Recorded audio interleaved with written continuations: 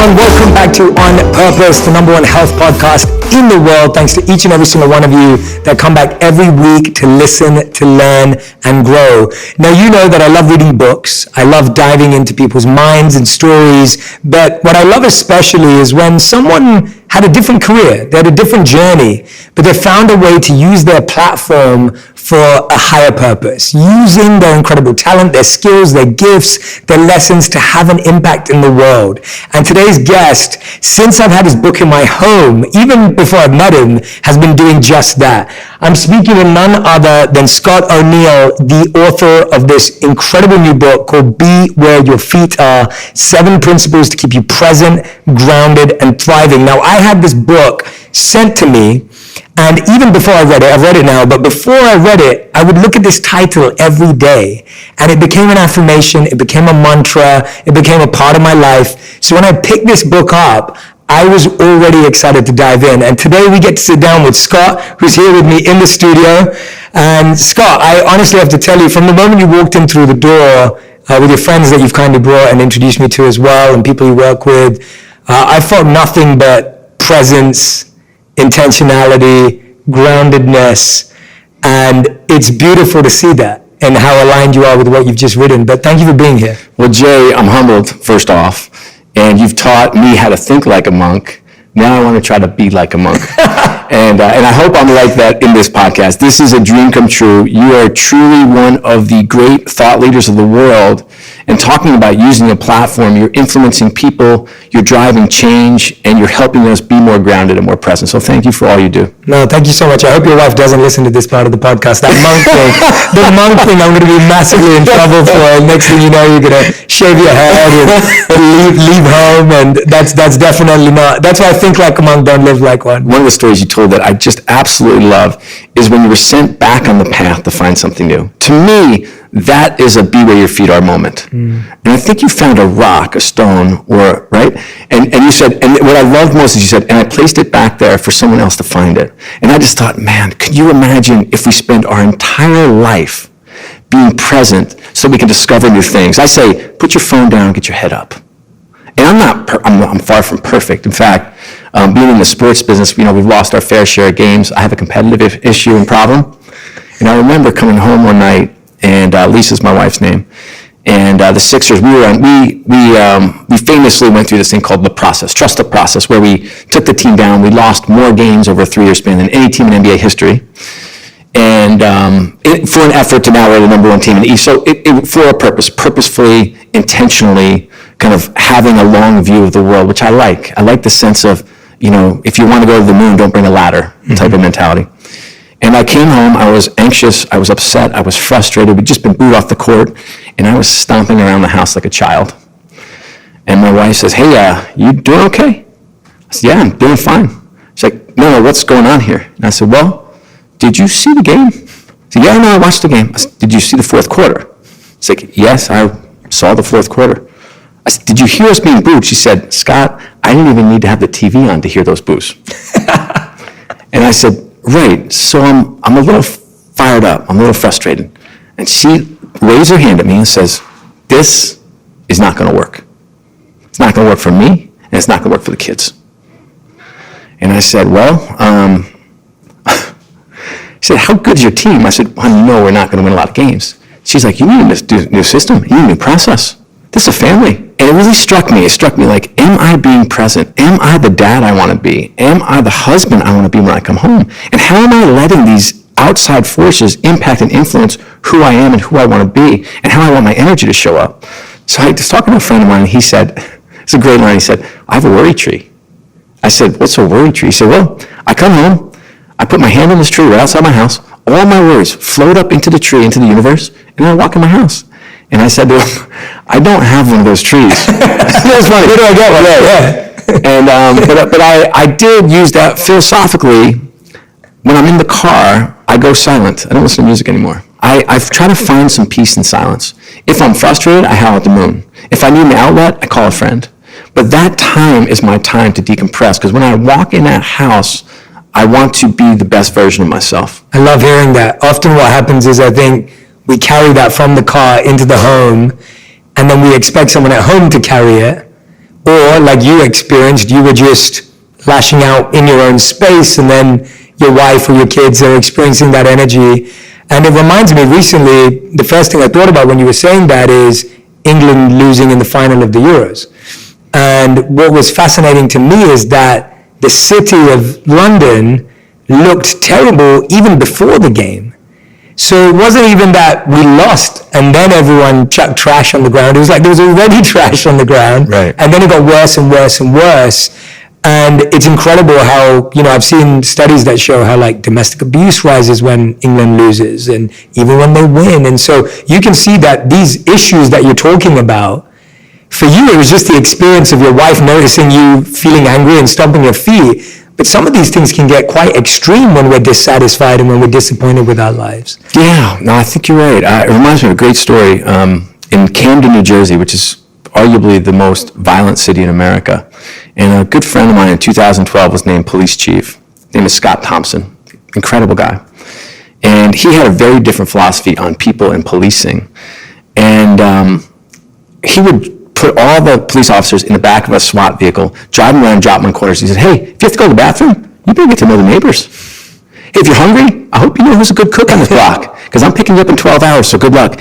What he was saying was we have to be part of this community, part of the fabric of the community. Mm-hmm. And so the police officers started to get it. They started to reclaim the streets. They started to roll back the open-air drug market. So instead of 50, there were now 2, so they're contained. They added infrastructure and IT so they could be smarter, some great technology. And then, unfortunately, a young teenager was killed by a stray bullet from some gang nonsense. And so they came in 2 in the morning on a Saturday morning or Sunday morning, and all his lieutenants were saying the same thing. Let's break out the SWAT. Let's go get them. Let's do what we have to do. And he says, no, I don't think that's the right answer. And they said, let's lock down. Let's go door to door. Let's find who did this. And so he sent everybody home. It's 3 in the morning, and he walked over to a 7-Eleven and got an ice cream. Imagine, 3 in the morning. And he went back to his office, and he went into, there's a little safe where they keep money that they take when they arrest somebody. And he ordered 2 ice cream trucks.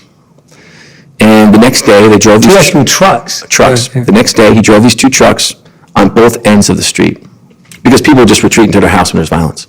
And he had the police officers give out free ice cream for an entire day.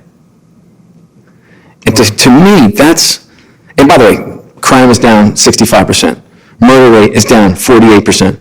And so is it because of the ice cream? No, it's because his intention is to love people. Mm. His intention is to have the community, have the citizens control their destiny. Yeah. And get it back. And I just, again, the notion of my wife, if I pick up a phone and I'm talking to her saying like, I'll wait.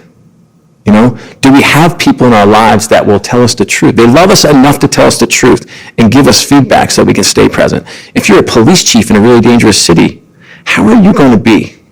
Like, how are you going to change the world? Because the reality is like we keep throwing the same solutions at the same problems. Yeah. And nothing's changing. You said something really important there. You said that, we need to surround ourselves with people who can be honest with us and tell us the truth. But we also have to be able to receive that. Often a lot of us have people in our lives that are honest with us. I'm sure there's many people's wives or husbands or partners or kids that have looked them in the face and said, I need you to think differently about your life. What have you done differently on the receiving end of that feedback? And how have you processed that feedback uniquely so that you don't retaliate with your ego or your insecurity of like, well, you don't know how hard I'm working. You don't know how hard it is to run a team and do this, and start noting down all your wins and all your achievements. How do you do that without ego? I think that a common language helps. In our house, if you walked into our house and you were leaving the back door, you would see API, assume positive intent. The letters API are etched into stone outside of our house. All of our daughters have API carved into rocks sitting on their dressers. And every we have chalkboards in our house. It's a house of girls. And there's API written on every single one of them. So that's assumed positive intent. We also use the term palms up, meaning your palms are up. I'm open to listening, learning, and loving. I'm not closed off, frustrated. I don't know everything. I haven't solved every problem. I'm palms up. And so if there's an issue in our house, if there's an issue at work, an executive might come and say, Scott, because they know I'm very emotional, Scott, I need you API, and I need your palms up. And what they're saying to me in their own way is, I know you're emotional. I know you're very competitive. I know you're very driven. I know you want to quote unquote win. But what I need your ideas. I need your love. I need your understanding, and I need your solutions. So come play with me. And so that's helped me the most, kind of overcome my own human frailty of emotion and ego and all that other crap that doesn't allow us to be the best version of ourselves. I love that. So you talk about it in the book, obviously, API. I thought that was beautiful. I'm going to start putting that in my offices, inspired by you, and sharing that with everyone I meet. I absolutely love that when I read about it. And just for anyone who missed it, assume positive intent. I think that is such an incredible way to live. How did you learn to live that way? I'm sure you've had experiences where you've assumed positive intent and people have taken advantage of you, or people came in with malicious intent, or people came in. How did you continue to practice that? I think a lot of people who are listening, they'll be thinking right now, I love that, but too many people have taken advantage of me. Sure. How have you continued to do that throughout your career in family and professional life? It's such a different way to go through life. I always say when you have that one finger pointing out, you've got these three pointing right back at you. And I love to spend more time focusing on the guy in the mirror. We spend so much time blaming or assigning blame or looking for excuses or finding 10 reasons why I can't. Or this guy took advantage of me, or this woman was too nasty, and how could I assume positive intent? She was mean. Assume positive intent has nothing to do with her attitude. It has nothing to do with how malicious he is. This has all to do with me, because I am in control. I have the right intentions. Again, I perfectly say this. I'm not perfectly perfect in this area. Of course, yeah. But I'm living my best self. I'm giving you the benefit of the doubt every time. What's the alternative? The alternative is that, Jay, you said something I didn't like last week. Or I was in church and a woman was up talking and she said something I didn't like. Or my sister took my shirt. Or my teacher, I got a bad grade on a test. And so what does that do? Well, Jay, I don't want to talk to you. Next time I talk to you, when you come in, I'm walking out the door. Your boss sends you a text and immediately your blood pressure rises. That is not a great way to any sort of success. It just isn't. Yeah. Personally, and how you go through the life. And life is better. You're happier. You're more grounded. The interactions are better. But we've all been uptight with that one person, right? That one person that gets your goat. You know, for a teenage girl, it's her mother. Mm-hmm. Like your mother can say anything to you. I have 3 teenage daughters. The mother can say, hey, do you mind grabbing that sweatshirt off the stairs? What, Mom, because I'm a mess? Because I can't clean my room? We're like, no, I just wanted you to grab the sweatshirt so no one trips on it. Yeah. I've got an awful story about that. I'm going to share it. It's completely on the edge, okay? Please, tell us. So I have my oldest daughter is Alexa. She's 21 years old. And she's wonderful. When she was a teenager, she wasn't so wonderful. She was always wonderful, but not wonderful with her mother. Mm-hmm. And amazingly, I have this wife who's just terrific. She is balanced and smart and driven and intellectually curious and tough and strong. And she's just wonderful. Those two together, when my daughter was a teenager, she wasn't so wonderful, okay? So I would walk in the house and I'd be like, they would be arguing over nothing, and I would say, can you two just go away? Just separate? Like I'd met 2 wonderful people, just oil and water, and argued about everything for nothing. And so one particular Thanksgiving, I've never told the story publicly, it's going to be awesome. I love it. One particular Thanksgiving, my mom was there, and my sister's a single mom with her son, and they're in the kitchen, we're all making potatoes and all the stuffing and all this stuff. And Lisa sounds something like this, Alexa!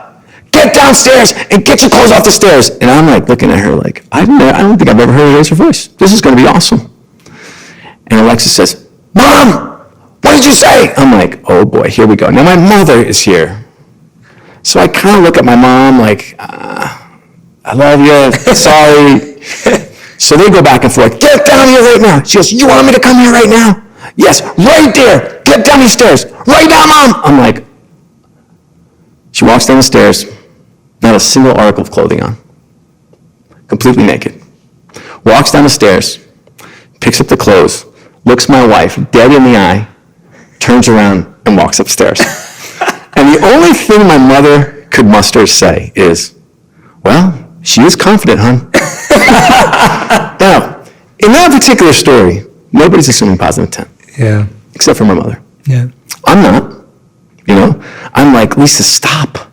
Alexa, just stop. And they're not with each other. And I wonder, like, how many interactions like that do we have in our lives that we can change and fix by worrying about us, not the people we're dealing with? Give them the benefit of the doubt. clear your head. Go in empty-headed and ready to engage into conversations. Yeah, thank you for taking us there, because I am so glad you told that story, because we always assume that we have positive intent.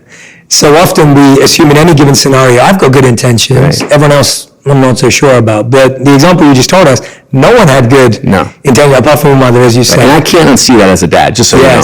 Yeah. I'll never unsee that. And I love that idea of when you think you're stopping someone, you think that's a positive intention. Right. But actually there's something much deeper happening. And one thing that you said that I was literally talking about this morning with a friend was the idea of why we're so addicted to the news. And I was speaking about this with someone else, saying the reason we're so addicted to the news is because it makes us believe the problem is out there. It makes us believe the problem's over here, insight. the issue's over here, the challenge is over there. That place, that country, they've got issues. It stops you from having to actually take a look at the person in the mirror, as you said. Yes. And it just keeps telling you everything's going on out there, all the problems, all the enemies, all the challenges are all out there, and let's be scared of out there. But you then never get a chance to say, well, what am I going to work on today? What do I need to develop? Such a great insight. And I feel like that with my friends that live all over the world, is if we had, something happen, they said, is it really dangerous there? I'm like, no. Or I'll talk to a friend in Jerusalem and I'll say, is everything okay? They're like, yeah. No, there was a bombing. It was last week. It was Tuesday. Or my friends in China, they're like, is it really bad there? Like, no, it's actually wonderful here. Mm-hmm. It's really interesting. Yeah, those snippets of news are impacting us and influencing us. Yeah, and again, I'm not saying don't watch the news, be informed. I'm just saying that mentality for sure of what you were saying, getting lost in blame, discontent. Yes. Feeling like the issues there are issues there, of course there are, but as you were saying, it's about starting with us. I wanted to tell you a little bit, I was telling you before that I was in Mozambique, which is it's the third poorest country in the world. Wow. Terrible employment rates, abject poverty. I went over there with my 17-year-old daughter, Kira, to help build a school, this incredible organization called Hefy, H-E-F-Y. I don't have any discernible skills. I can barely hold a hammer. I am worthless around the house. That makes me feel a lot better. Okay, good. No, nothing. Yeah, same. My wife's a million times better than It's really humbling. And my father-in-law grew up, building houses. So bad stories when I was growing up. Anyway, nonetheless, I'm at this work site, construction site. The foreman doesn't speak English, and I don't speak Portuguese, and neither do any of the teenagers we're with. And so I volunteer for unskilled labor. I'm thinking like it's the safest place. Put me in the cement mixing. So I'm in this little cement mixing area. And just mixing cement, it's not hard, but it's simple. It's, you carry these 110-pound bags of cement, 100 yards. You drop 4 for every 2 wheelbarrows of sand you put in, and then you mix water. Mm-hmm. And in 9 hours, of doing this, I'm thinking like, there's a lot of things going through my mind. And I can barely sit still for 10 minutes. Mm-hmm. And it's hard work, and I just kept thinking about the water and how that might be reflective of us. Because if you put too much water in the cement's worthless. It just runs away, and it becomes nothing. And if you don't put enough water into that cement, it becomes hard, also worthless. And I thought about that in relation to us. It's like, what are those things in our lives that we do too much of? The simple ones when you're talking to teenagers are really simple. It's like, put your phone down. Stop with the social media. Enough with the TikTok videos. It might be, and then what aren't we doing enough of? Are we spending time intentionally meditating or praying or reading scriptures, if that's something that you do? Mm-hmm, mm-hmm. Are you taking care of your body? Are you taking care of your mind? What are you learning today? Are you practicing gratitude? So I think, like, to me, I had so many moments in Mozambique, in particular on the construction site, where I was like, how analogous is this for life? Mm. When I hear that, it sounds like sometimes we have to get out of our own comfort zones, areas that we think we learn, get out of the classroom almost. Yes. Like that seems like an amazing classroom, even though you didn't go there for that lesson or you didn't sign up for that course or program, but you went there and that's the lesson you took away. What have you found over your whole career? Do you think you've learned more lessons away from classrooms? And I don't mean schools or universities or colleges. I mean, have you learned some of the biggest life lessons when you're away from home team or home stadium? I consider myself a lifelong learner. I love to walk through the world thinking about how I might grow or learn. That's how I walk. Where does that come from? Boy, I grew up with 2 parents, both PhDs. We didn't have many means when we were young. and they were entrepreneurs, so I saw a lot of things. I mean, I was my parents became management, leadership, team building type trainers for Xerox and ADP and Texaco and big companies around the world eventually as I got older. So I was collating books. I saw my mom present when she was in, I don't know, I was probably 12 years old, to Xerox, all white men at the time. That was the day and age in the 80s. And I see this little 5'2" Italian woman making them laugh and making them cry and making them think and pushing them. And I just remember just wanting to be her and wanting to grow and be different and interesting and interested. And I mean, I was literally, that was probably the first moment in my life where I'm like, okay, I need to know more. But I walk through the world thinking about what I can learn. What I found is, and I'd be interested in your insights in there, I seem to learn a lot more when I trip and fall. I wrote this book when my best friend took his own life. Like he's my best friend. I'd seen him 2 weeks earlier, Jay. 2 weeks earlier. And you know what I said? This is the saddest, most disappointing, frustrating life experience learning I've ever had. Is he's going through his depression, and I'm saying, just be happy. Choose happiness. Hey, Will, you're going to be fine. Go serve people. When I'm sad, I serve people. Like, I had no idea. I didn't understand mental illness. I didn't understand depression. I didn't understand what I was saying, why I was saying it, and then he was gone. And then I'm speaking at his funeral, and I fall apart. And I fall apart in a way that, I couldn't get out of bed, I couldn't fall asleep, or I couldn't get out of bed. And then I would be in a meeting at work, and someone would say something completely unrelated. I would burst into tears and walk out. For 3 months. Didn't raise my hand. No, I need help. Didn't raise my hand.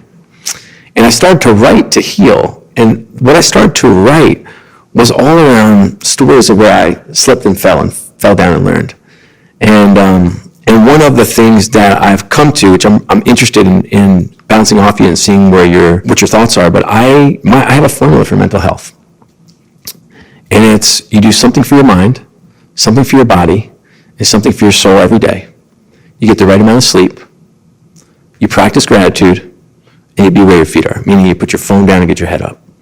Now, something for your mind, to me, sounds simple, but people don't do it because we're on the treadmill and all we do is work, or whatever we're doing. And you got to have an interest outside of work. You have to have a passion. You have to be learning. It doesn't have to be complicated. It could be a TED Talk. It could be this podcast. It could be an article, but you've got to be learning and stretching your mind in different ways. Your body, you have to take care of yourself. And for me, it's pick up basketball or a Peloton. If I can't get a run in, I'm on the Peloton for 45 minutes. And I'm not advocating for anything for anyone. And if you haven't worked out and you're more happy sitting on the couch, go for a walk for 20 minutes. Get the heart rate up a little bit. And then the soul at work, it's easy to talk about on your podcast, harder at work in work environments. But, you have to feed your soul. And for me, that's prayer and scriptures and going to church and having a strong faith. And I know that doesn't work for everybody, and that's okay. But you need to find stillness. And that stillness can be meditation. It can be yoga. It can be sitting out and listening to the birds chirp in the morning. And sleep is the most misunderstood superpower you can ever have. Mm-hmm. Because when I was growing up in the business world, it was sleep's for the weak. Money never sleeps. You need 4 hours, get back to work. And what I found, we brought in sleep experts with our athletes, with the Sixers and Devils, and they all say the same thing. You need sleep. Mm-hmm. Sleep lets the mind, body, and soul heal. And so you need somewhere between 6.5 and 8.5 hours, depending on what your DNA is and your makeup and your lifestyle. And then gratitude. I know you talk about gratitude, but when Will passed away, died, took his own life, I wanted to move from grief to gratitude. But that was hard for me. And it was the one thing that lifted me up every day. Mm. And I have this practice. And when I speak to corporate groups, I always tell them, I start the session every time and I say, okay, take your phones out, because they think I'm going to say, put your phones down. I say, nope, get your phones out. I want you to text your mom. And I want you to tell her that you love her, why you appreciate her, and something you learned from her. Mm-hmm. Because when I did that to my mom, going through my own healing process, my mom said the worst thing you could ever hear from your mother. Hun, are you okay? And we need to be better and do better. Yeah. But practicing gratitude. So my challenge is 60 seconds a day, send a note of gratitude, love, or appreciation to someone in your life. 60 seconds! Not 60 minutes, not 60 hours, not 60 months, 60 seconds a day. And then be where your feet are is put your phone down and head up. And we all need rules because we can't regulate. Yeah. It's very hard. And our rules, look, my teenage daughters hate our rules because the phones and electronic devices are not in their rooms. Yeah. And they're not in the kitchen. So no bedroom, no kitchen for all of us. We have regulations on how much social media they can actually watch. I know nobody wants to say it and do it, and I wish they could regulate. But you know what? I've been the victim of some really tough criticism on Twitter and Reddit, okay? I've been attacked and come after. And I consider myself very confident, very self-assured, stable, and I fell apart a few times. And I wonder, like, if that's happening to me, what's happening to a 14-year-old girl who's seeing her friends at a party on Instagram that she's not invited to? She's falling apart. She's not feeling good about herself. She's not feeling good about her body. She's figuring out what she has to wear, how she wants to do it. But we have to set, if we can't regulate ourselves, we need to put rules in. I go out to dinner the other day. What happens? My friends are sitting at the table on their phones. I'm like, guys, I want to see you sitting here. What are you doing? Put your phones in your car. Yeah. And so I think it's going back to simple. Do something for your mind, something for your body, something for your soul every day. Get some sleep, practice gratitude, and be where your feet are. I love that. I completely align with you. The thing that I loved about what you were saying that stood out to me, which I appreciate, is you calling out toxic positivity. So I appreciate you calling out toxic positivity because you saying that, hey, when Will told me that he was sad, I just told him to be happy. When he was struggling with this, I told him, well, this is what I do. Why don't you just try it? And I think that's such a valuable conversation to have. What were the conversations you learned after you lost him that you felt you should have been having with him or could have been having with him, and that our listeners could be having with people? Because I think what's also happened is that there are so many people in our lives that are now considered the drain, or they're like, oh God, I don't want to see them because they're a headache. They always drain me. It's always about them. But you never know what someone's going through. After my cement mixing days, I got, quote unquote, promoted to wheelbarrowing cement, okay? So now I'd hit the big time. And the way you wheel cement, and I've done it as a 14-year-old when I was digging pools, is you get this heavy wheelbarrow, and you just cruise it down this little 2x4, and there's a hard left. It goes up on the sidewalk. You move it down to the classroom we're building, and two kids pick it up, and you wheel it into the classroom. Pretty simple. But it's heavy. I'm like a relatively fit guy. Now I'm a man. When I was 14, I could barely, but I was like, I got this covered. So the first time I get this wheelbarrow, and I'm cruising down a little faster than I'd hoped down the slope, and I go to make the left turn, and I can't move it. And I go right into the sand. Okay? Into the sand. At speed or? At speed. Yeah. Okay? No cement comes out. Yeah. And now I'm moving it at probably like an inch every 10 seconds. And I'm like just leaning in with my thigh just to kind of push it forward.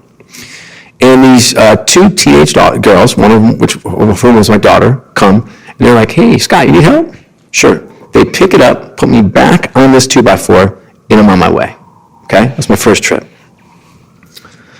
So the lesson, and how it relates to your question. Well, one is that path to me, that 2x4, that's life. And guess what? Life's messy, and life's hard. And we think, like, we have this fairy tale when we're growing up. We have this vision of who we want to be and where we want to go and what we're going to accomplish. And me, I remember someone telling me, every CEO gets fired. I was like, I'm not getting fired. Every startup guy goes bankrupt. That's not going to happen. Both happen to me, okay? And so I'm sitting in this sand, and I get the offer to help. And you might say, like, how humbling is that to have two teenage girls help you? I was like, oh, I have a house of teenage girls. I know how strong they are. I know how smart they are. That didn't bother me at all. They put me back on. But I thought about that whole analogy of like how hard it is to be on that 2x4. And then I thought about, and for me, 2x4 is going through my 6 steps. Something for my mind, something for my body, something for my soul, sleep, gratitude, being where my feet are, okay? Living the right way, making the right decisions, having high integrity, serving others, having true purpose in developing people, because we all have need, and I know you talk about this in your book a lot, it's like we all need our why, our own personal why. And so if I'm living that, it's hard, okay? But you know what's harder? Not living it. That's the irony that you don't think about. Yeah. Right? Because now I'm in the sand. And the sand for me is sin or mistakes or bad decisions or not assuming positive intent or not focusing on what's most important in my life. That's the sand. And you know what I needed? Just like Will needed? I just raised my hand. Hey guys, ladies, can you come help me here? And when someone's suffering from depression and really struggling, they need help. I'm not going to be able to help someone. He needs to check into a facility. He needs professional help and medication. And he'd done that before, and I will, that's something that I think about a lot, quite frankly. And thank you for sharing that, and thank you for writing about it in the book and creating the book from that place, because, it takes a lot of courage to say that, what you just said, and what you're sharing, and even sharing all of this based on a loss, because there's so much self-reflection that comes with that. And when you were saying that journey from grief to gratitude was, the most difficult journey, and obviously will continue to be, in the book you also talk about how to create presence and your 4 steps for creating presence. And I wanted to talk about them individually because I find these to be really deeply profound and insightful if we can really go there. Okay, let's try. And so the first one's find perspective. Mm-hmm. And I find like that is something, as you talk about in the book, when you're moving at 115 miles per hour, when you've got all this going on, finding perspective is the thing that we never do. And if we do it once, maybe for our New Year's resolutions, or maybe on our birthday if you're lucky. How do you truly stop to find perspective? What has helped you when you've been at your busiest, hectic, most chaotic weeks, days, months, and years? For me, it's coming home, and the humility of being a father helps a lot. It really does. Changing a diaper helps. Taking out the garbage helps. I love hearing going to grab grocery helps. But we all have those moments in our life where we truly find humility and perspective. And I don't mean to keep going back to Mozambique, but I'm going to. It's like I'm in houses without any running water or electricity, and I'm thinking I'm looking out over a work site, and the kids are under a tree in the shade with a blackboard and a teacher, and I'm thinking like, life isn't fair. Yeah. There's a story in the book about Dave Schaller, who's a dear friend, who grew up in a trailer park and was mad. It's like, why is this my lot in life? His dad had some addiction issues and was at a shelter, and they were going to pick him up. And he pulls up to the shelter, and he remembers, even at a young age, he's got 3 younger siblings, and he's feeling mad, not awkward, not embarrassed, mad. And as his dad's walking down the stairs, he looks to the left, and there's a woman with a blue duffel bag, and she's got 3 kids. And instantly, he finds perspective. She's got nowhere to go. She's not in a trailer. She didn't have a crappy Astro van to take me home. And she's got no dad to pick up, even with all his issues.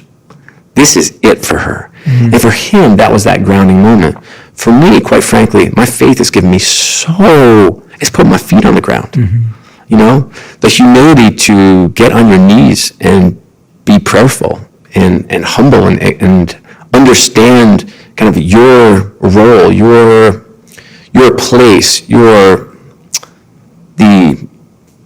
the dot you have in the universe, and has really helped. Trips like Mozambique. I've had daughters. My oldest daughter, the one that I told you about her episode, she's served in a Syrian refugee camp in Athens.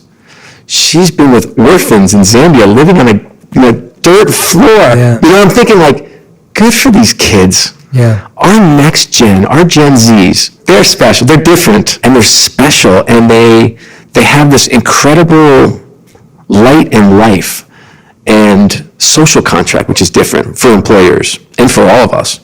And I love how they're global citizens, and I love how they don't see the world like we do it. And I love how their expectation is that we do things differently, and that we help each other, and that we serve one another, and that we love one another. And that's the expectation. And if you're an employer and you don't do it, just leave. Yeah. They don't have cars, they don't have houses, they don't care. Yeah. They don't have their jobs. I love the way the world is going. And I know a lot of people they're down. They've been down in America, or they're down in the world, or they're down in the next generation, or it's not the same. I don't agree. I love this country. Mm-hmm. And I know we struggle, but we struggle out loud. We struggle with free press. We struggle with being better. We struggle with meeting the ideals that we have that are so unrealistic and so high and not attainable, and we struggle to get there. I love that struggle. Yeah. I love the fight, and I love that there are sides. I wish we did it differently. I wish we didn't curate our own media so much and create all this friction. I wish that we had a vision for doing something better and being something better together. But I am grateful. I am grounded, and I have perspective. And a lot of that is intentional. A lot of it's like how are you spending your Thanksgiving? Yeah. You know, how are you spending your summer vacations? How are we raising our children? Are we willing to learn from our children? Are we willing to listen to them? They know how to treat each other. So I think it's a whole host of questions and a complicated answer to a really complicated question. Yeah, no, I mean, I asked the question because I think as soon as you answered it, it was really clear what your perspective is, where your focus is. And you can go on Instagram and find a very different perspective, or you could be following places of charity, service, work, and you could get that perspective too. The thing is, today you can go on YouTube and search Mozambique building schools, and you can find an incredible video about the inspiring stories that are right there. You don't have to visit. You don't have to have the means to go over there and help to be a part of this. And we found that this year, my wife and I led a COVID relief for India. That's amazing. Because India was going through just so much. We knew that one person was dying every 5 minutes. The resources and the infrastructure didn't exist. My wife and I, our heritage is from India. My monk life was spent in India, so I feel a certain level of responsibility towards India. And what I saw was that everyone's perspective was dialed in. Like, our social media community raised $5 million in one weekend. Wow. And that, to me, showed just how incredible the perspective is when people are dialed in. I know how amazing my community is. I love that. And it showed me the power of when everyone's like, oh, well, social media does this and social media. I'm like, but we couldn't have done this without social media. Right. But your intention is pure. And so is our community. And your community is pure. And the love that you show and have, and the way you even celebrate your listeners and who comment, that community it's a Jay Shetty community. I mean, it's wonderful and full of love. And I agree. It's like when I say pick up your phone and text your mom or text someone you love, or I'm going to use my social media platform for good. That intention, that how you set your day. I'd love to talk about that too. It's I'd be so interested in how you set your day every day. I mean, we talk about doing it through a leadership constitution or a mantra, but I don't know. I'd be interested. Do you do you read something? Do you say something? How do you set your intention for the day? Yeah, it's changed over time, and now I always try and find a pattern, because I like patterns and I like routines and I like commitment, and so it's changed over time. At one point, this was truly one of my favorite morning routines. Every day I'd wake up and I would listen to Steve Jobs' commencement speech at Stanford. And I listened to it every day. That's great. And I listened to it every day for 9 months. And I promise you, not only did I know the words off by heart, but the words started to really affect my heart. To the point that I realized that all the choices I made were all based on his voice in my head. Now, I didn't know Steve Jobs. I don't even know anyone who knows Steve Jobs. But I feel like I know him because I've spent so much time studying his life and listening to him and reading through his work. So that was something I did. I don't do that anymore, but that was something I did. Recently, we had Matthew McConaughey on the podcast. And I told him that at one point I listened to his speech from the Oscars when he won for Dallas Buyers Club. I think that was the movie he won for. And it's a 5-minute speech, and it's his Oscars acceptance speech. It's rooted in faith and God and growth. It's beautiful. And I listened to it every day for 30 days. And that was my thing that I did first thing in the morning. So those have been certain things that I really like that are practical for people without learning a new habit or learning a new skill or learning how to meditate. But the primary focus of my schedule now is when I wake up, the first thing I do is I have a small Post-it note on the side of my bed. And it says, what am I grateful for? And so that's the first thing I see. That's great. And so the reason I do that is because so often my first thought when I wake up is, I'm tired. Right? It's such a natural autopilot thought. Oh, let me look at my schedule. Oh my gosh, got so much to do today, right? That's such a normal thought. And I've read so many studies about choosing our thoughts. And my belief is if the first choice I make in the morning is to choose a grateful thought, I love that. Then that will transform every choice I make for the rest of the day. If you choose to love your child the first thing in the morning, you're more likely to love them throughout the day.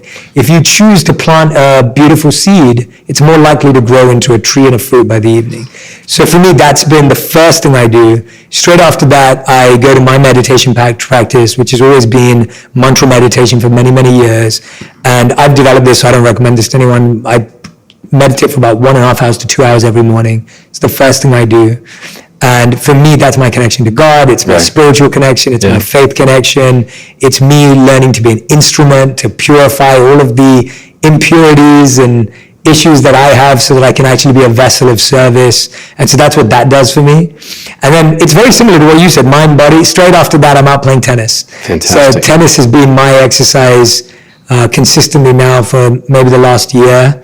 And I started to realize I didn't enjoy gyms, but I love sport, I love competition, I love play. And there's a beautiful quote from Richard Branson that stuck with my head. And I probably read this when I was 16. I remember reading his books when in my teens, and I read this when I was 16. And it's funny because now, obviously, I'm not old, but I'm older than I was when I was 16. And he said, we don't stop playing because we get old. We get old because we stop playing. And that's what drew me to tennis. I love that. I was like, I need to add more play into my life. And then straight after that, I'll sit down and set an intention for the day. So I'll look at my schedule and I'll think, what energy do I need? So today I've got a day of interviews. I'm sitting with people. Some people I've met, some people I haven't met. And so my intention is, how can I truly serve this person the best so that they can serve humanity through what we're doing? And so now when I'm sitting here with you, all I'm thinking about is just, I cannot wait for everyone listening to read this book.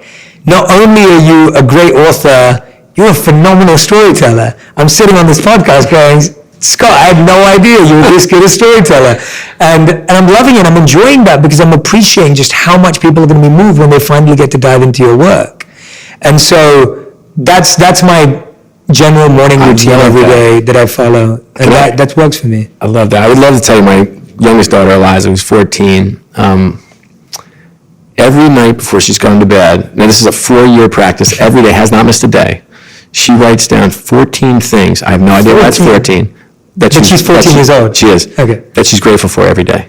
Okay? That's a lot. It has never repeated once. Never repeated. So now think about what that says to you for the next day, because now you have to be in tune as to what you're being grateful for, much like you do in the morning. I like it better in the morning like you do, but I love the notion of that. The other thing she does, which is, I think, it's the cutest. She'll be embarrassed if I ever say this, so I'm going to say it. But it's the cutest. She has a happiness clicker, happy thoughts clicker. So if you go by her room at night, you'll hear click, click, click, click, click, click, click. And it just warms my heart to hear someone who's actually having happy thoughts and rewarding herself for the happy thoughts. Is that beautiful? Scott, I think we have the wrong person on the podcast. She sounds amazing. Those are by far two of my there's two things that you just shared, and I can't, what's her name? Eliza, okay. Eliza, when you listen to this, if you ever do, if you watch this, I just want you to know you've taught me something, 2 incredible lessons today that I'm going to share with so many people. I'm going to quote you on it. I'm going to put it out there because you've blown my mind. First of all, I love that piece of advice, that she has never repeated one. That is incredible. That's amazing. That is so easy to do. Because you remember at first, you're like, Mom, Dad, my house, my school. Just like the first oxygen. First month. But to not repeat? Right. That's amazing. It's like this beautiful flower I saw. Now you're actually digging and looking. Yeah, I love that. I love that. And then the second one that you said, so don't repeat your gratitude. I think that is such a beautiful message. And the reason why I love the happiness clicker is because I was literally quoting a study yesterday. The study on our thoughts shows that we have 60 to 80,000 thoughts per day. And 80% are not only repetitive, but negative. And so the fact that your daughter is counting her positive thoughts, and we both know, I mean, you know better than anyone, if you don't measure something, it's not going to grow, it's not going to change. The fact that she is counting her positive thoughts, that gives her a tally to try and live up to the next day and grow. I love that. Yeah, I love that too. That is genius. It's funny, I was actually thinking about it. I was speaking to someone about this a few months ago, and that's why I love that so much. I was talking to someone about how measuring how many steps they took changed their lives, right? Like whether you use a Fitbit or an Oura Ring or whatever you use. The idea is that measuring that you did your 10,000 steps. And I saw families getting into these league tables with each other and kids and families competing. And I literally said this to a very close friend of mine who we've had on the podcast as well. And I said to him, how cool would it be if you could measure someone's positive thoughts?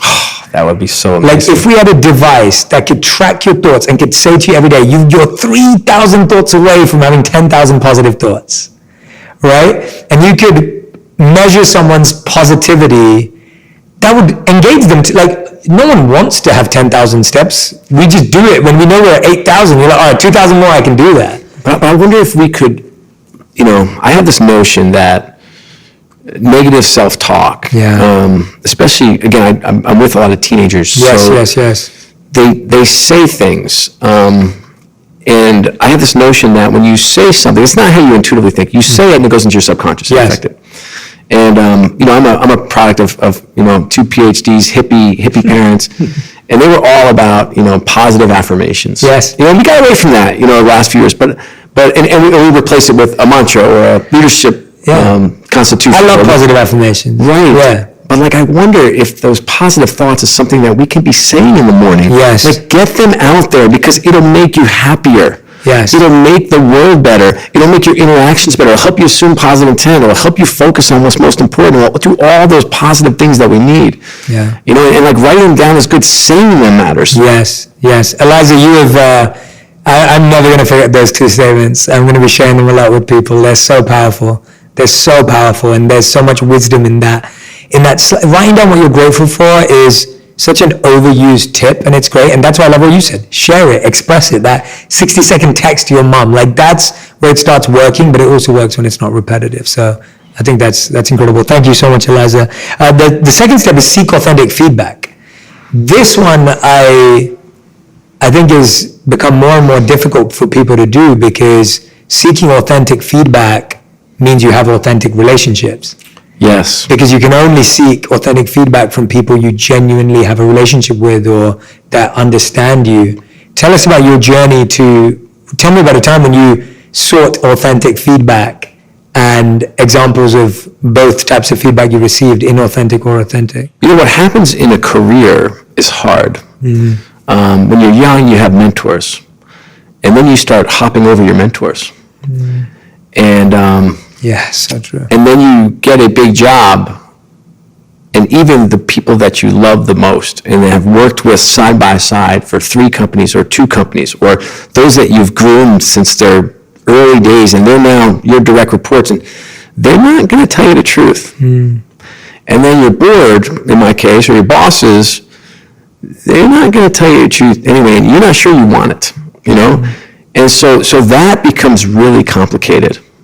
I've found a couple places that are, solace. There's a group called YPO, Young Presidents Organization, which puts you in a room with 8 to 10 other CEOs, and you have what they call forum confidential meetings where nothing comes out, and you talk about things that you can't really talk about, issues at home, troubles with a child, troubles at work, negotiating a contract. Who are you going to call? Mm-hmm. So that was an incredible source of strength for me for the last 15 years, my forum and YPO. So that's one group where they love me, they don't judge me, mm-hmm.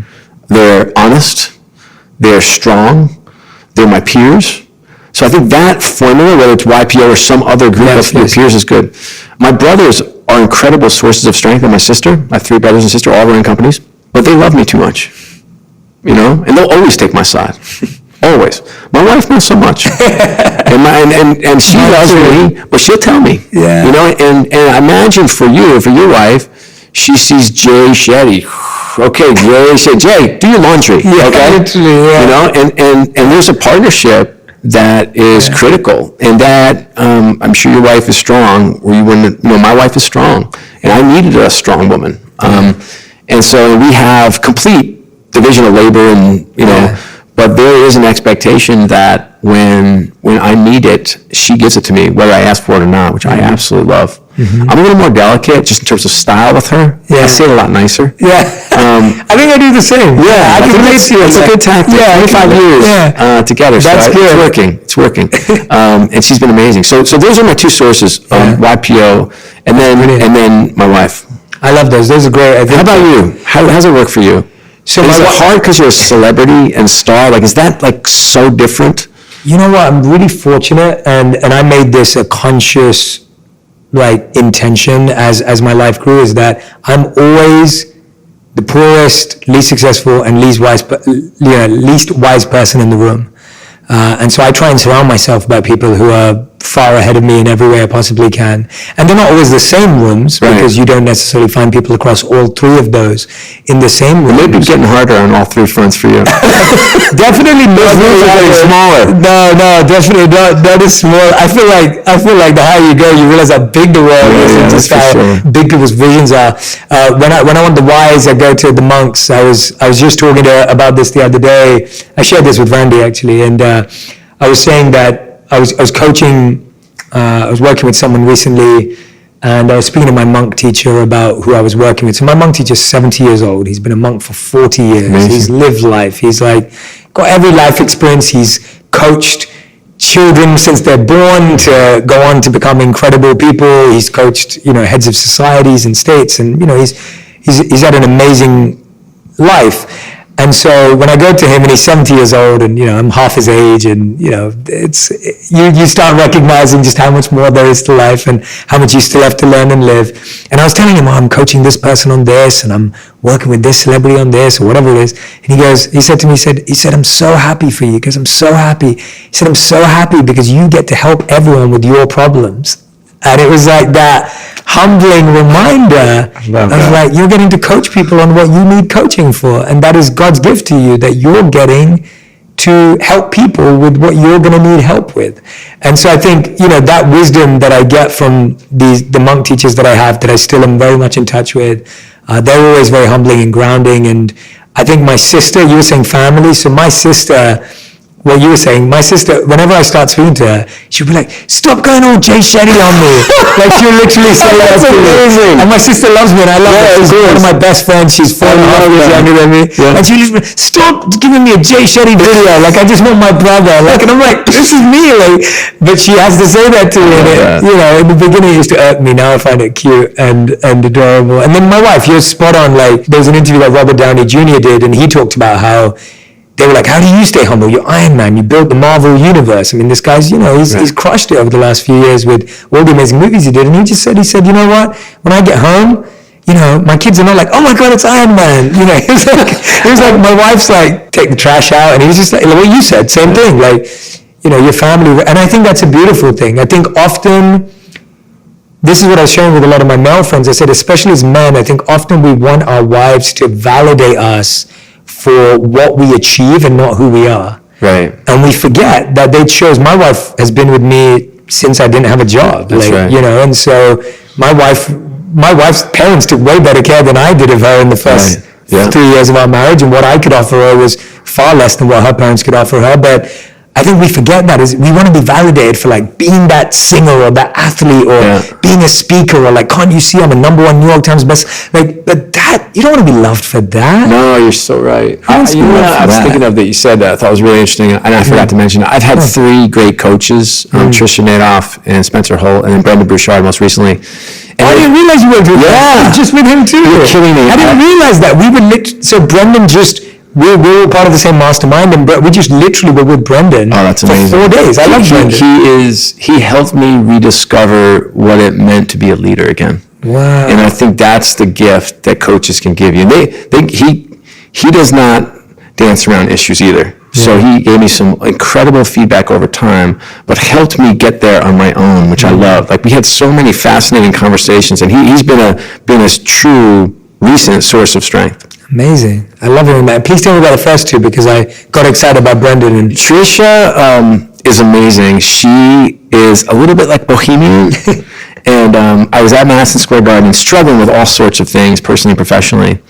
And she had this big notion of like, you want to be a warrior? I'm like, yes, I want to be a warrior. No, she's like, no, Scott, sit down. I'm like, no, I do want to be. She's like, no, you want to hunt and kill. I'm like, right. And she's like, no, you need to grow. You need to go into that sage phase. I'm like, but I don't want to be a sage. Now I was 38, okay? Yeah. And she said, well, you're going to have to get there, because if you want to lead at an elite level, the reward isn't you anymore. Yeah. And that's where I am. I told her, I sent her the notes every once in a while that I found it, and she always sends me funny ones back. But I now get my joy, my win is seeing someone become a vice president for the first time, or leave me and go run an incredible company and be an extraordinary leader, or, someone that goes and can change the world in their world, or, someone who leaves me and goes and builds this incredible foundation and is changing things in the world, that is now my killer, my win. So I hope she would say she's proud that I just didn't go at her pace. Yes. But that always stuck in my mind. Yeah. And I had some classic fight back and arguments and pushback with her. And I remember her saying, Scott, you need to meditate. And like, the sweetest, smartest, tough woman. And I'm like, man, I can't sit still for 5 seconds. Stop telling me to meditate. Help me with my job, And of course, I learned how to meditate over time because I need to find stillness and peace. Yeah. And it helps me sleep. It helps me go to sleep. It helps me live better. And so she was a wonderful source. And Spencer Holt, who's been a longtime friend as well, great guy, smart guy. And he helped me on 2 transitions. And I think transitions are hard for people.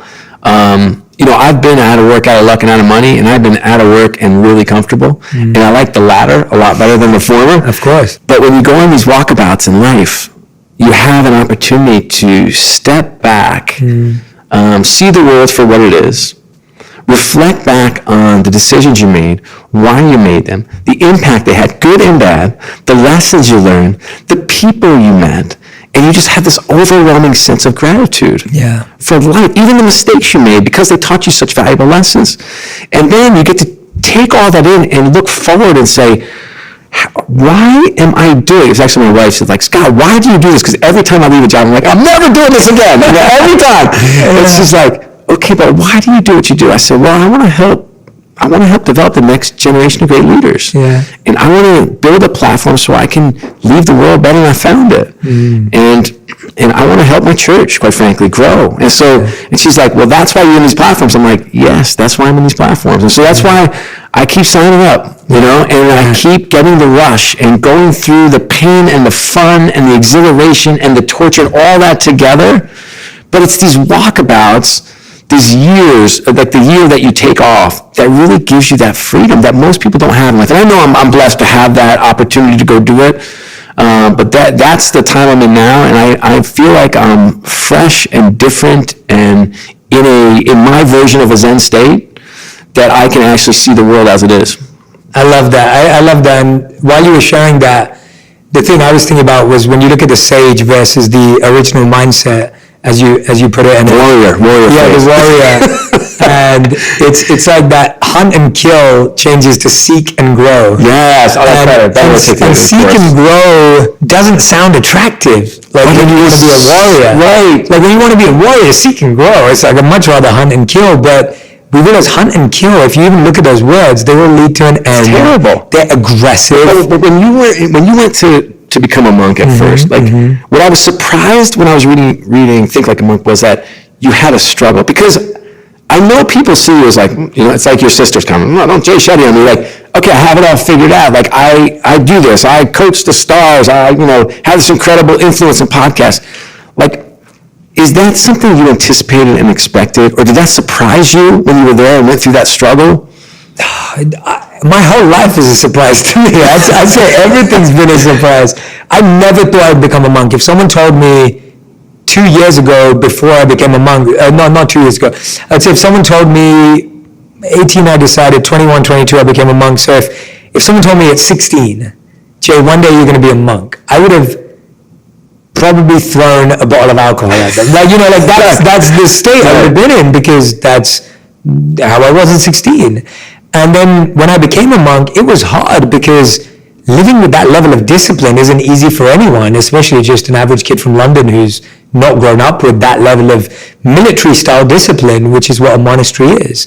And then to leave it all to come back, I thought my life was over then. When I came back, I was just like, well, that's it, I guess I'm just going to figure out how to pay the bills and life's going to go on, because all the feedback I had from everyone was just like, who cares that you were a monk, and what's that got to do with anything, and what transferable skills do you have? You can sit still and be silent. Like, our company doesn't need that. And so it was fear and insecurity and doubt at every step. And so today, when I get to do all the cool stuff you said, I just feel blessed every day and grateful. And of course there's been strategy and there's been thought, of course right. There has, but I'm saying that the initial seed of that. But when you were a monk, yes, and you're like, they said like, no, you need to do X, and you're like, it felt like when I was reading your book, like sometimes you rolled your eyes, like, oh, yeah, I did because... But that's your version of the warrior phase, right? Yes, and I think I still have that, and that's partly why I had to leave. And what I realized is that some of us don't have it naturally, and some of us have to engage it for a higher purpose to purify it. Oh, that's so not everyone can just give up the rebel. Like I would say, the rebel is very much a part of my DNA. Yeah, I have some of that. Yeah, I'm a rebel. Like even more than a warrior, I'm a rebel. Like warrior still feels like you want to. Right. I never wanted to beat anyone else. I'm just a rebel. I don't like going with the flow, and I want to go against the grain. And I think I know how to do things differently. But that doesn't make me better or worse than anyone. I've always seen it as me. But I realized that I had to engage the rebel in the service of humanity to purify the rebel to try and aspire to be a sage. Right. Whereas if you try and, what was often called in the monk society as monkey renunciation. So what that means is monkey detachment is, if you offer a monkey a banana, it will give you whatever it has. And then if you offer it a credit card, it will trade you back the banana. And if you give it, so the monkey will keep swapping with you because it doesn't really know what it wants, and it doesn't matter. It will just give it up without thinking about it. And as humans, sometimes we feel forced to give up who we are, as opposed to saying, well, let me engage this and use my skills to help people. Like it's like you saying, oh, I'm just going to go off and become a monk at 38, instead of building what you've built, and now getting to have the impact through your book, your work, the Mozambique work that you get to have. That's your journey. Right. When I sit down with, there were teachers, like there was a point where there were members of the Beatles that wanted to become monks. And their teachers told them, your journey is to make spiritual music. Like your identity is to share the message of God through your music. Your destiny is not to become a monk. Right. You're going to rob millions of people of the impact that you can have. And that's the same with you. Right. If you trade it. Teams, right. Exactly. Does that make sense? Yes, absolutely. Yeah. So I think, perfectly said. So for me, it's been that journey of purifying my impurities by giving them in service. Like trying to use them for something better than yourself. So that's always been the philosophy of the monkhood that I studied in, which was don't force people to change who they are and become someone they're not. Get them to use who they are for helping and serving others, and the world will become a special place. All right, so there's this concept in the book called WMI. Yes, I love it. Yeah, let's talk about it. And Brendan says that, it's Brendan Bouchard, he says that high performers spend 65% of their time on the three things that matter most at work. Yeah. Okay, so I broaden that a little bit, and I say, like, work, yes, we should talk about work, but what about your home? Like, what matters most to you at home? What about your relationships? What are those three key relationships? And then at work, what are those three things that matter? And I went through the audit. Okay, so love the audit. Oh, it's so painful. Okay, so you take your calendar and then you map. Okay, where am I spending my time? And the reason I add the personal stuff is because, especially with COVID, the line between work and home and work, or work home and church, or work home and play and church, it's all the same. Totally. It's just like life. And so we have to be more disciplined, we have to be more organized, and we have to learn the magic word of no, which is very hard for me because I'm a people pleaser. But I go through my audit, and I'm at 23%. And I was embarrassed to tell them, like I didn't, I just buried it. But then I just asked myself, I said, okay, I got a choice. 23% at home.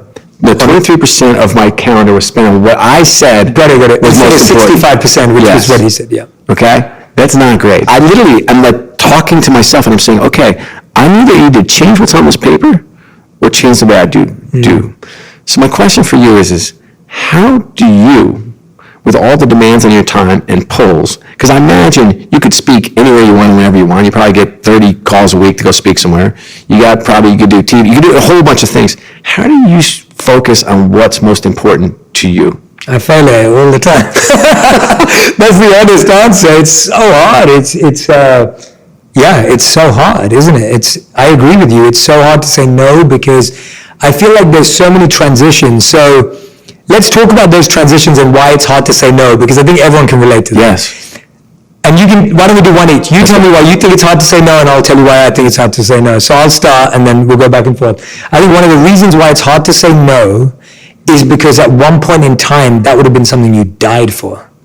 Some of the opportunities I have today that come my way, that I have the opportunity to say no to, at one point in time, I would have begged to have had that opportunity. Right. So you feel a sense of guilt. You feel a sense of responsibility, you feel a sense of, am I ungrateful? Am I now becoming, do I think I'm too good for my, I think I go through that. Yeah. Does that make sense? That's an internal struggle. I would say one for me is that I feel like I can help people. And for me to not help, it feels like a tug on everything that I say I stand for. Yes. And so what's simple for me might be really hard for somebody. Yes. And so to say no, it's counter to who I aspire to be. Yeah. Yeah, I love that. I love that one, and I think a lot of people can relate to that. I can definitely relate to that. I feel like that. I'm like, it's only 10 minutes of my time. I can make a difference to someone. It's worth it. Another reason why I struggle to say no, I'd say, is, apart from your one, which I agree with too, I'd say another reason, internal struggle of why I struggle to say no, is because I do want to be liked. That makes me happy. It's the same thing, but you do want to be liked. Yes. And I have to monitor this, and that's what I'm saying. The reason why I'm sharing these with everyone listening is because if you haven't articulated them, it means you're not aware of them. Right. And so if you haven't put it down on a piece of paper and you haven't written down why you struggle to say no, you don't know why you don't say no. Right. So I literally I just finally said, I'm going to eliminate informational interviews. Yeah. Okay. Now it's like the kid that comes in, it's your friend's son or your nephew or the cousin of so-and-so. And I just I said no. Yeah. And for me, can you imagine your best friend calls you, it's my son. Yeah. No, I'll get into somebody. Can you spend 10 minutes? And I'm like, no, I can't. Yeah. And that to me was painful. Awful. It's awful. The feelings because I love your pain right now. Yeah, no, it's awkward. Yeah. And so now I'm a walkabout. Yeah. My constraint is no longer time, which I'm sure for you is impossible right now. Yeah, time. But your constraint is time. Yeah. And mine is not anymore. So I'm actually... And I lost your question. I'm rethinking. So with me, it's not necessarily the most... And I've made some mistakes on this. So I'll say professionally, I made some mistakes on this because I was constantly trying to outsource the only thing I was able to do. And that was something that I probably spent too much money on and 12 months on, where I was constantly trying to hire for what is my superpower. And I was hoping that I could find someone to do that so I could do more superpower stuff. Right. But I kept trying to find someone. I kept hiring someone, and no matter how much I paid and where we looked or whatever we did, I realized it wasn't possible to outsource that specific skill. And I finally owned it. And I said, well, I need to do that for myself. So I actually did make a lot of mistakes on that. But going back to your question, I see as the two most important things, but I see them in order. So... Ooh, I like that. Yeah. Chronological? Correct. Ooh. Priority. Okay. So we had a set of rules in the monastery, which I still completely connect with. And the three words, a couple of them are Sanskrit, one of them is English, but it was health, sadhana, seva. These were three words, and it was always in that order. So it was considered, these are the three most important things. And the good thing is, you can't do one before you finish the other one. That's the rule. That's great. And so the rule is health is first. And that includes your physical and mental and spiritual health, and you get beautiful examples of how to do that. So before...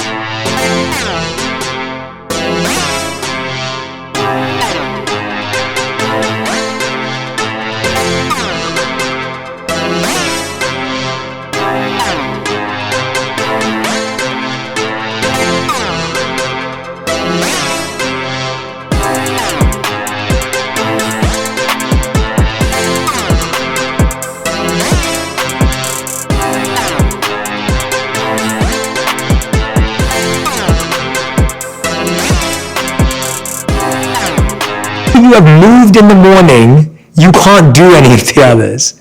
So if you haven't done your yoga, you haven't done your tennis, you haven't done your workout, whatever it is, you can't do anything else. You're just not allowed. Right. Because without you being of health, without you being of everything you mentioned already, who are you going to serve? Right. What energy are you giving them? You haven't even got your own mind right. How are you going to inspire a young man, no matter how, whatever you have, or a young woman? The second thing was sadhana. Sadhana was your personal rituals and practices. Your personal eating of yourself. Like when you were going out in Mozambique, you can't build a school if you haven't worked on your own fitness and you haven't eaten a meal. How long are you going to last? So the second thing was, once you've made sure your body and mind are right, have you prepared your soul? Exactly as you said. Have you prepared your consciousness? I should have been a monk. Have you prepared? Yeah, you should have. Basically, should have been a teacher. Have you prepared your intention? And the final savor is service. That's the final. Giving to others is the final. Not that it's the least important. It's the most important. Right. If you look at any tree around you, if it wasn't watered properly, if it wasn't taken care of properly, you look up, it's got no fruits. What fruits are you giving to people? You're giving people rotten fruits. And that's where you start. So it's not that service is the least important. It's the most important. And therefore you got to water the roots well. So for me, that's how I think about what's most important, is by first taking care of the first two so that the third can be done to its best. But don't say yes to an opportunity for the third before you've done the first two. Does that make sense? It makes so much sense. It reminds me of a story. There's this tree of Tenere. Have you ever heard of it? No, I haven't. Okay, Sahara Desert. This tree lives to be 350 years old. It used to be a wooded area, but then the climate changed and became a desert, and only one tree survived, the tree of Tenere. And the roots went down hundreds of feet into this little watering hole. And then, unfortunately, it was on maps because there was the one tree, hundreds of miles around. And a driver came with a truck and hit it and knocked it over, and that was it for the tree. Wow. And then I always contrast that with Pando. And Pando is the second largest living organism in the world. 80,000 trees. It's in Utah, in the U.S. 80,000 trees, and it's been around for 70,000 years. So here's one tree, okay, that can survive for 350 years in ridiculous conditions. And I would say, that's incredible. But then one driver out, done. See you later. Sayonara.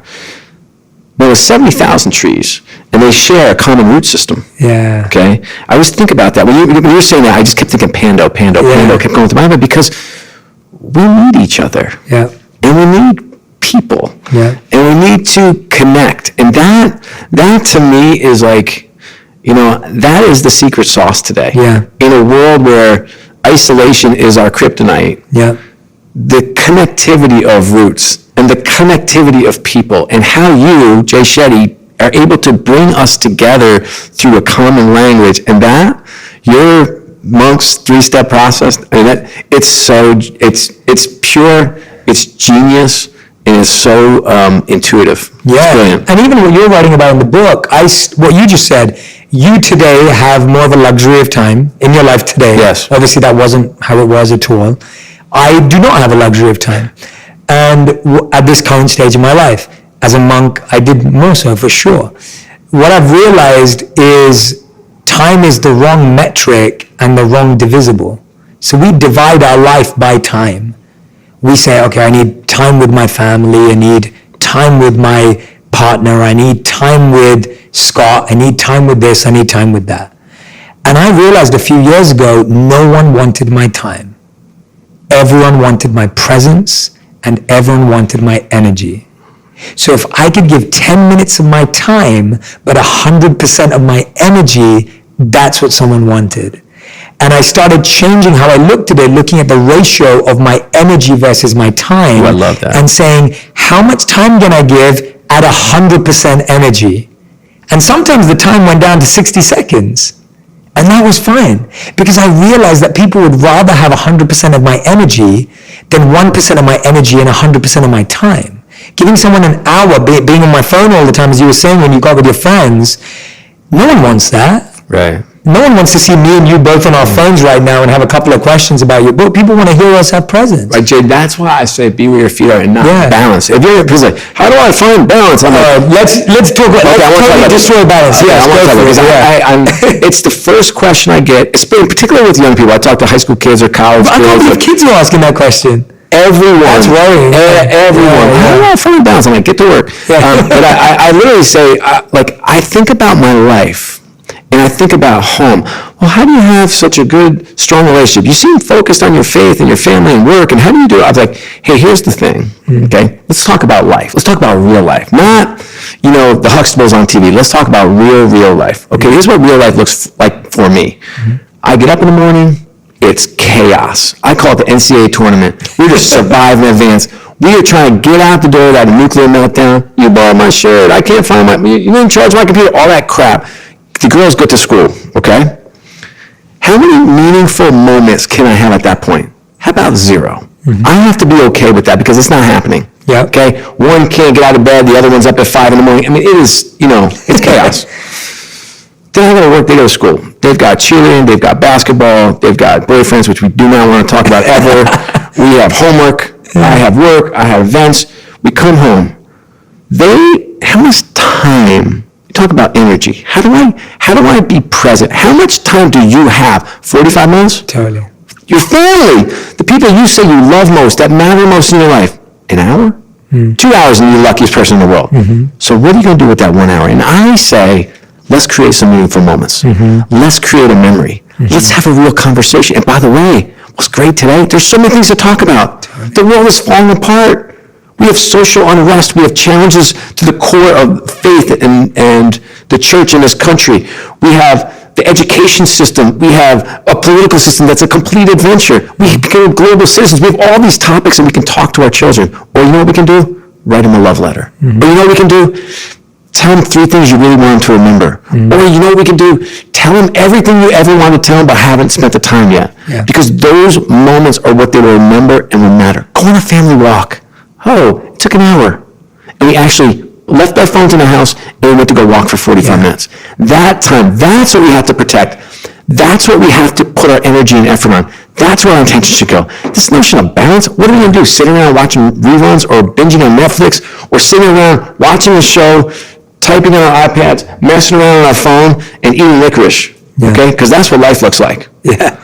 But like me, it's like be present. I love the notion of energy over time. I must feel that. Yeah, no, it's been game-changing for me. Obviously, I don't have children yet, so I'll have to come take notes from you. My wife and I, one of the things we did, especially as things were taking off for me, I started a new routine with her where every 30 days, I realized that the notion of what you just said, if you're lucky, you have 2 hours a day to spend with the people you love the most. And that's the same with me. When I was putting in the work and I was working 18 hours a day to build everything that we have today, I didn't have that luxury of time with her.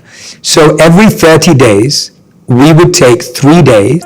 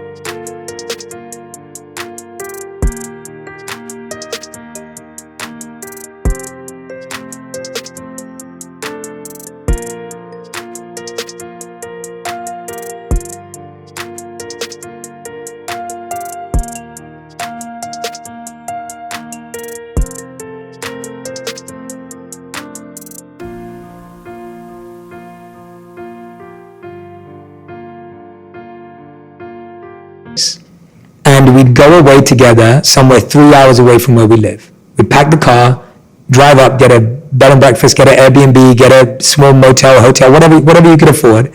And we'd be there for 2 nights and 3 days.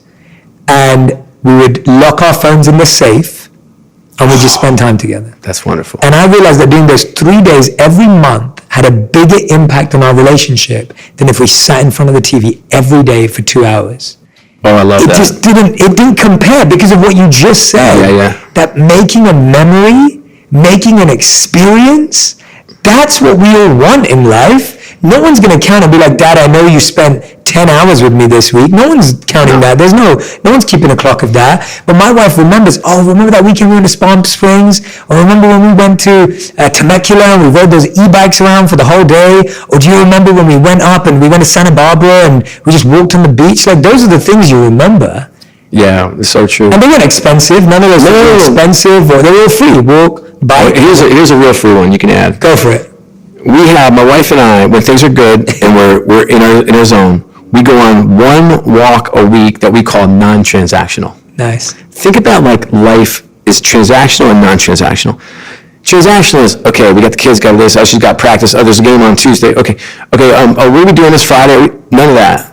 We just talk, and we stay in the moment, and we stay present. And when we do that, I feel like our relationship is more solid. We are more grounded, and we're more connected. I love that. And it's our version of your 3-day trip, which I love. Non-transactional. I love that. That's hard, I'm sure, with kids. Yes. Like, that's harder and harder as you have more people to talk about and their lives and their minds and their challenges and their boyfriends that shall not be mentioned. And Yes. all that kind of stuff. Like, that gets harder, I'm sure. Sure. How do you honor the time so that you don't get distracted? I find it so easy to, you say that, but then when you get there, you just got off a phone or you spoke to, how do you really honor that? How have you tried to do that best? The best thing for me is abstinence. I leave my phone in the house. Right, yeah. And I know that sounds crazy, and I wish I were more disciplined, and I wish I could keep it in my back pocket and walk for 45 minutes. I do not have the gear. Yeah. I don't. Yeah. And so I leave it. If we go to dinner and I know I need to focus, it stays in the car. Now, someone's saying right now, I would never leave my phone in the car. Why? Where's it going? What are you missing? What is your ESPN notification telling you? What is the TikTok video you're going to miss? What's the text you're going to miss? What's the CNN notification? It's okay. Yeah. You will be okay. The world will move on without you. You are okay. You're not going to miss anything. I think we just have to be where our feet are. We have to just, like, it goes back to something that you said more. What is your intention? And can we be more intentional about what we are and how we live and be more grounded? Scott, I could talk to you for hours, genuinely. This has been so much fun. And I count podcasts now, as I do them more and more, and as we've done them for a couple of years in interviews, I count when I'm having fun on a podcast as the best indicator of a good conversation. Terrific. And I've had so much fun today. And I also know, and I just saw the clock when I was looking at it, I was like, we're about to beat our record of like, this is in the top 3 longest episodes we've ever done. That is also a sign of fun. That's good. When you don't look at the time. But I want to encourage everyone, and what you just said now was such a beautiful note. I want to encourage everyone who's listening to go and grab a copy of Be Where Your Feet Are, 7 Principles to Keep You Present, Grounded, and Thriving. We have not even touched some of my favorite chapters in the book. Like, we haven't even gone over the concepts of some of my favorite chapters in the book. We've touched a lot of my favorite ones, but there are still some more, and we have just scratched the surface on what's really inside this book, what Scott has to offer. And Scott, I'm hoping that not only does everyone read your book, I hope everyone goes and follows you. I hope everyone stays connected with your journey and story like I'm excited to do. I would hope that we turn this podcast into a long friendship. I've learned so much from you today. I've deeply enjoyed your company, and I can't wait to meet your Eliza, 14-year-old daughter, who's taught me so much in such simple ways. But I highly recommend, we'll have the link in the caption and everywhere. Please go and grab a copy of Be Where Your Feet Are. I couldn't recommend it more highly. As you know, Scott, we end every episode with 5 final 5 questions. These questions have to be answered in 1 word to 1 sentence maximum. So if you're ready, Scott, we'll do a fast 5. All right, so the first question I have for you is, what is the best advice you've ever received? Be present. What is the worst advice you've ever received? Money never sleeps. What's the first thing you do in the morning and the last thing you do at night? First thing I do in the morning is say my prayers. Last thing I do at night is say my prayers. Beautiful. I love that. What a great life. That's so simple as well. Patterns are great. Okay, question number 4.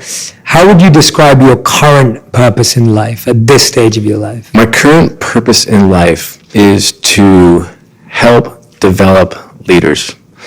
Whole mind, body, soul leaders, both personally and professionally.